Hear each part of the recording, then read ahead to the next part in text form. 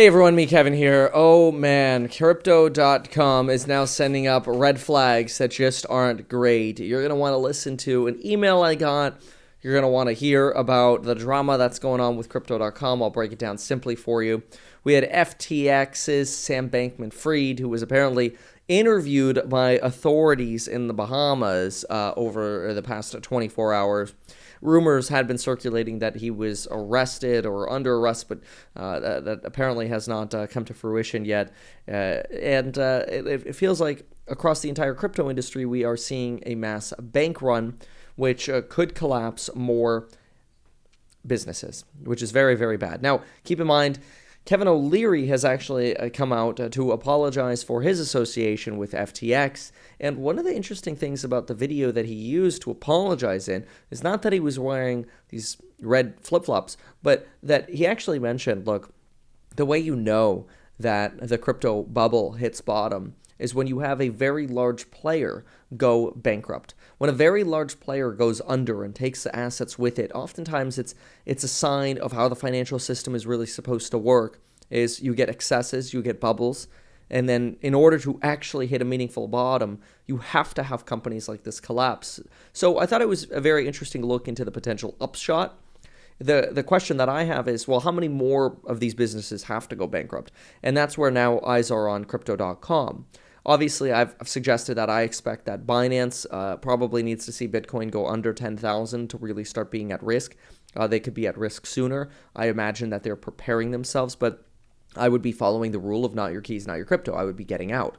So Crypto.com, well, let's talk about Crypto.com. So back in January when I sold and I was sitting on a lot of cash, I looked at Crypto.com and I thought to myself, wow, you could get, 8.5 to 14.5% yields over here. You just have to lock up your funds for a certain period of time. I believe at the time it was 3 months, or it might have been 6 months, but you would lock up your money into their coins. And I think that's really interesting because, first of all, the reason I didn't do it is because I said, no, I want liquidity. If I'm going into a recession, I want liquidity. I don't want to own real estate at the top of the market. I want liquidity, whether that's stocks or cash. It's liquid. I don't want NFTs because I find them illiquid. I don't want more venture capital because I find it illiquid. I can't get my money out of BlockFi once I've invested in as a venture capital investor because there's no withdrawal process. Like you're stuck. Now that's different if there was a venture capital fund that's like, hey, we're investing to go scoop up companies at the bottom of the market and take advantage of this. That's different. That's kind of like house hack, right? Like that's a great opportunity in my opinion. But anyway, so Crypto.com, I decided to pass on, and I've said for many months, stablecoins are a disaster waiting to happen. Now, while I was right about that, and I stayed away from stablecoins, I was wrong about how stable these actual brokerages could be. I call them the pickaxe sellers. And now all eyes are on Crypto.com, and their CRO coin is down 50% in a week. And it's not just because of what's going on with FTX. It's because customers are starting to pull funds from Crypto.com like crazy. In fact, I want to tell you about an email that I got and give you a little bit more insight into what's going on over at Crypto.com. But first, I want to thank you all so much for your commentary and your opinion. I know yesterday I had asked you if we should get rid of the monthly fee for the Elite Hustlers University because I've always pitched being anti-monthly fees. We have done so. So the course is now live without a monthly fee. You get lifetime access to the business insights, the insights into building businesses as an entrepreneur, growing your wealth if you're an employee, growing your income if you're an employee, right? Doesn't matter. The goal of the entire Elite Hustlers course is increasing your top line, so more revenue for you. So take advantage of that Black Friday code because we might bring back that monthly fee in the future. But anybody who buys now gets lifetime access for life to those courses. So any of the courses you get right now, whether it's stocks and psychology, money, property management, real estate, we've got a huge new lecture dump coming in December, a bunch of new lectures totally for free because you get lifetime access. And with my courses, my goal is always, hey, in tough times, make more content, make more value, provide more value. So anyway, if you use that code down below, it's lifetime access now, so thank you for your feedback. So Crypto.com sent me an email, and they haven't sent me an email like this in quite a while, which I thought was really interesting. Certainly last year, we had a lot of crypto firms reaching out and looking for new affiliates.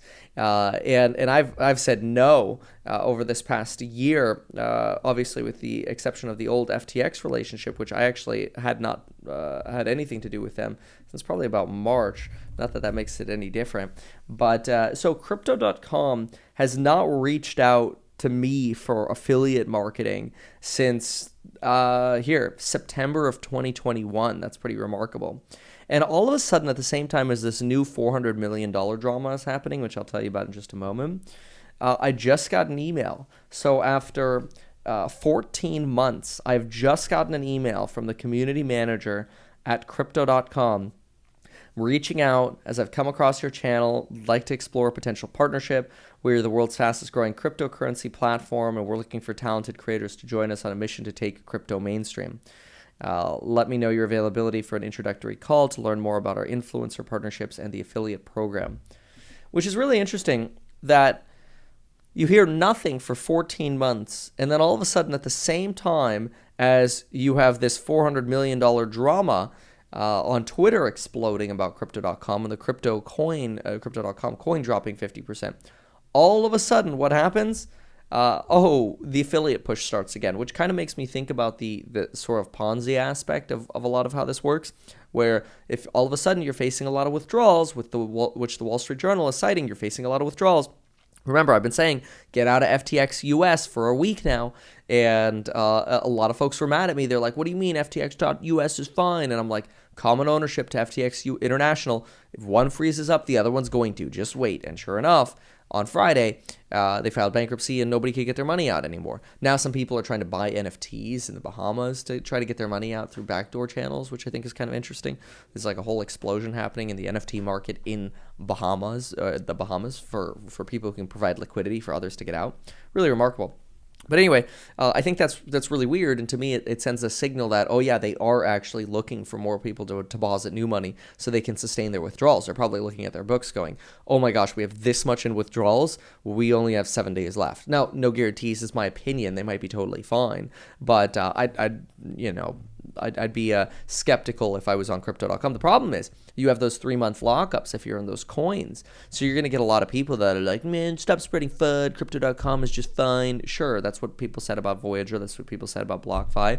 BlockFi on the same day, BlockFi sent a tweet going, we're processing withdrawals as normal and we will continue normal operations. The same day, they posted like 13 hours later. I posted this on Twitter. I'm like, seriously?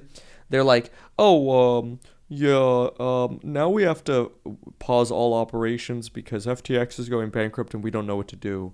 Yeah, because they were getting bailed out by FTX. Anyway, so take a look at this. Basically, there's this drama about $400 million being sent from Crypto.com, which usually says that they hold 100% of the cryptocurrencies of their users in cold storage. Well, apparently $400 million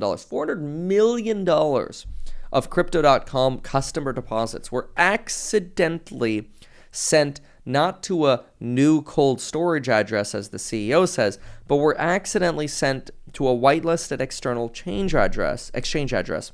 We worked with the Gate team, and the funds were subsequently returned to our cold storage. New processes and features were implemented to prevent this from recurring.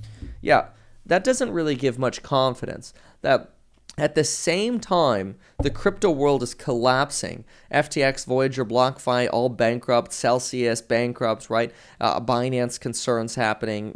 We know CZ is kind of a shady character anyway.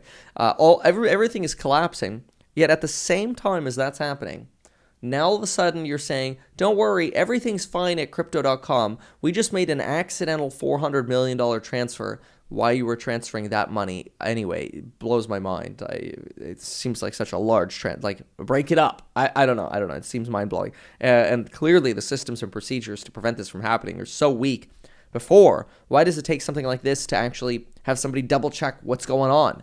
That's scary. But whatever. They say they fixed it.